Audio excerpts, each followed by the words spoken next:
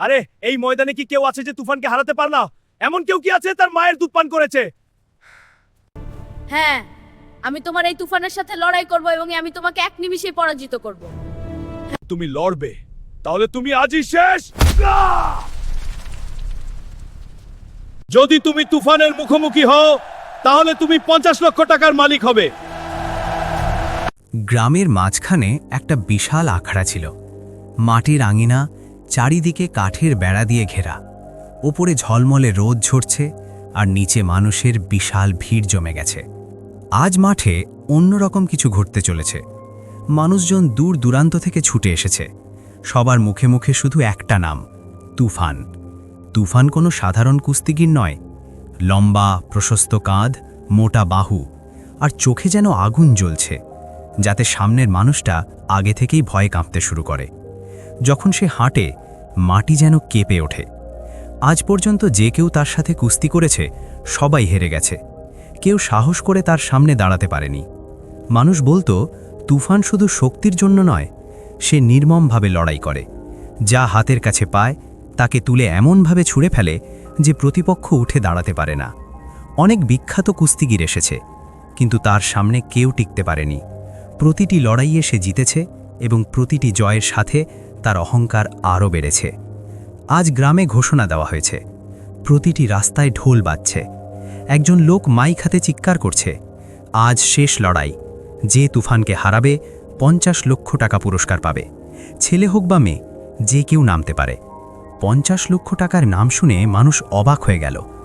এত বড় অঙ্ক আগে কখনো ঘোষণা করা হয়নি। কুস্তিগিররা গ্রাম ছাড়াও আশপাশের এলাকা থেকে এসেছে। কেউ লম্বা, কেউ ভারী, কেউ নিজেকে সবচেয়ে শক্তিশালী মনে করে। দঙ্গল শুরু হলো। একের পর এক কুস্তিগির নামল এবং একের পর এক হেরে গেল। মাত্র 2-5 মিনিটের মধ্যে সবাই মাটিতে পড়ে গেল। তুফান সবাইকে তুলে এমনভাবে ছুঁড়ে ফেলত যেন তারা বস্তা। আখড়ার চারপাশে বসা জনতা কখনো চিৎকার করত, কখনো চুপ করে যেত। ভয়টা স্পষ্ট ফুটে উঠছিল। কিন্তু আখড়া থেকে একটু দূরে সম্পূর্ণ অন্য জগৎ। সেখানে আবর্জনার স্তূপ, গন্ধ, মাছি, ভাঙা বোতল, প্লাস্টিক, ময়লা। সেই আবর্জনার স্তূপের কাছেই একটা ছোট্ট কুঁড়েঘর। সেই কুঁড়েঘরে থাকত হামজা। হামজার বয়স মাত্র 16 বছর, কিন্তু তার চোখে বয়সের চেয়ে অনেক বেশি ক্লান্তি। তার পোশাক ছেঁড়া ফাটা, পায়ে চটি পর্যন্ত ভালো ছিল না। প্রতিদিন সকালে উঠে সে একটা বস্তা নিয়ে আবর্জনার স্তূপে যেত। প্লাস্টিকের বোতল, লোহার টুকরো, যা বিক্রি করা যায় তাই খুঁজত। তার জীবন সহজ ছিল না। বাবা মা দুজনেই এই দুনিয়ায় নেই। বাবা একসময় দারুণ কুস্তিগির ছিলেন। মাঠে নামলে মানুষ শ্বাস আটকে দেখত। পদক, ট্রফি সবকিছু ছিল। কিন্তু হঠাৎ এক দুর্ঘটনায় বাবা চলে গেলেন। বাবার শোকে মা অসুস্থ হয়ে পড়লেন। দুর্বলতা সহ্য করতে না পেরে তিনিও বেশি দিন টিকলেন না। এখন হামজা আর তার ছোট বোন ফাতিমা একা। বোন খুব অসুস্থ, তার শরীর দুর্বল, চোখ প্রাণহীন। দিনরাত ওষুধ চলত। ডাক্তাররা বলেছিলেন রোগটা গুরুতর, চিকিৎসা দীর্ঘ এবং খরচ 20 লক্ষ টাকা। হামজার কাছে এই অঙ্ক অন্য জগতের। সারাদিন আবর্জনা থেকে যা পেত তাতে 2 বেলা খাবার আর কিছু ওষুধ জুটত। মাঝে মাঝে নিজে না খেয়ে বোনকে খাওয়াত। সেই দিনও একই ঘটনা। হামজা কুঁড়েঘরে বসে বোনকে ওষুধ খাওয়াচ্ছিল। বোনের শ্বাস দ্রুত, চোখ বন্ধ। হামজা তার দিকে তাকিয়ে ভয় পাচ্ছিল।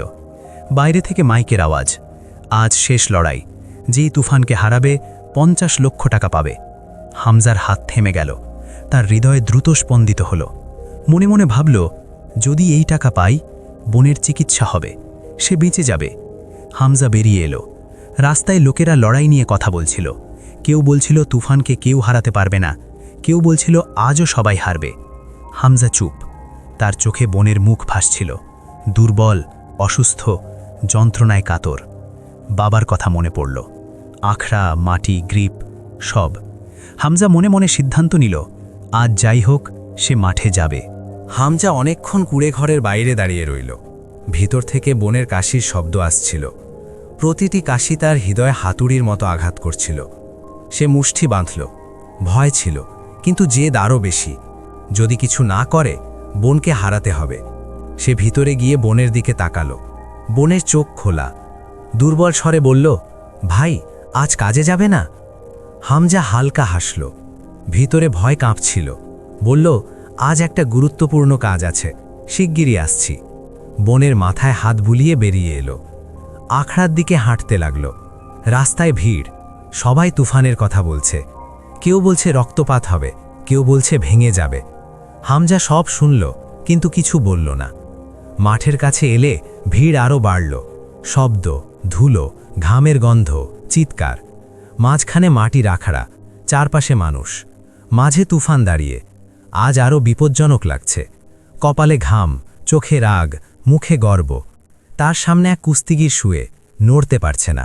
লোকেরা জল ছিটাচ্ছে, কিন্তু উঠছে না। ঘোষক চিৎকার করল, এটাও হেরে গেছে, কেউ বাকি আছে? কে তুফানকে হারাবে? ভিড় নীরব, কেউ এগোয়নি। তখন ভিড়ের আড়াল থেকে আওয়াজ এলো, আমি এই তুফানের সাথে লড়ব এবং তাকে হারাব। লোকেরা ঘুরে তাকালো। হামজা ধীরে এগিয়ে এলো। ছেঁড়া কাপড়, ধুলোয় ভরা শরীর, পাতলা। প্রথমে চুপ, তারপর হাসি। এই ছেলে তুফানের নিঃশ্বাসেই উড়ে যাবে। তুফান তাকালো, প্রথমে গুরুত্ব দিল না, তারপর হাসল। বাচ্চা ছেলে, এটা খেলা নয়, পালাও। হামজা থামল না, সোজা মাঝখানে দাঁড়ালো।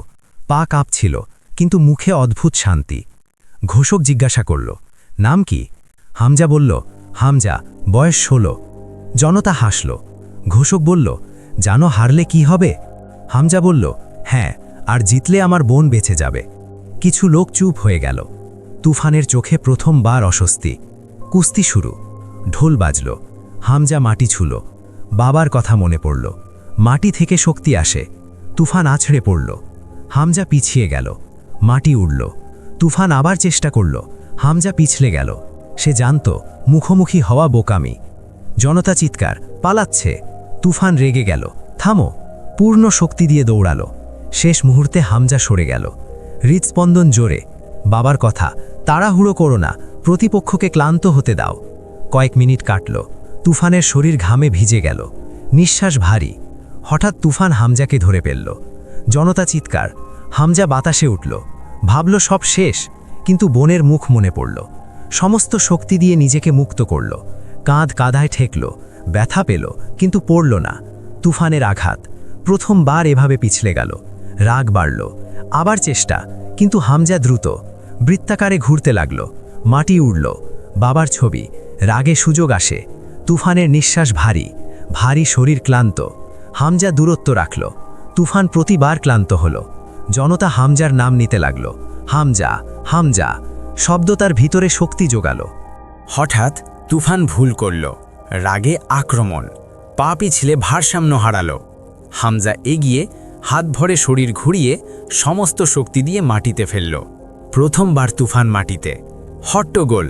মানুষ উঠে দাঁড়ালো। তুফান উঠতে চেষ্টা করল। হামজা সুযোগ দিল না। বাবার শেখানো শেষ বাজি। নিজেও পড়ল, কিন্তু তুফানকে টেনে কাঁধ মাটিতে আটকে রাখল। ঘোষকের কণ্ঠ কাঁপছে। 3 ঢোল। শেষ। নীরবতা। তারপর আখড়া ফেটে পড়ল। চিৎকার, হাততালি। তুফান উঠে বসল। চোখে রাগ নেই, অবাক। হামজার দিকে তাকিয়ে মাথা নত করল। সম্মান। ঘোষক, আজ ইতিহাস হয়েছে। হামজাকে ভিড় ঘিরে ধরল। কাঁধে হাত, নাম জিজ্ঞাসা, গল্প শুনতে চায়। হামজার মন অন্যত্র, বোনের কাছে। ভিড় ছিঁড়ে বেরিয়ে হাসপাতালের দিকে দৌড়ালো। বোন বিছানায়, দুর্বল, মেশিন চলছে।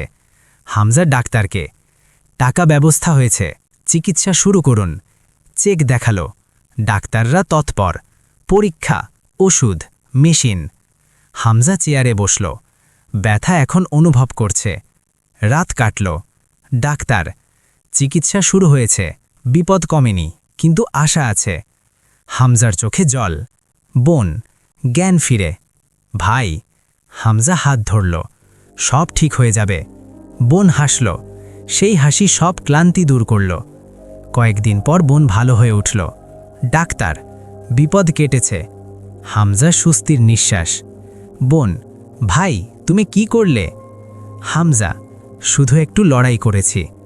বোন বুঝল, চোখে গর্ব। বাবার ছবি মনে পড়ল। কয়েকদিন পর বোন ছাড়া পেল। কুড়ে ঘরে ফিরল।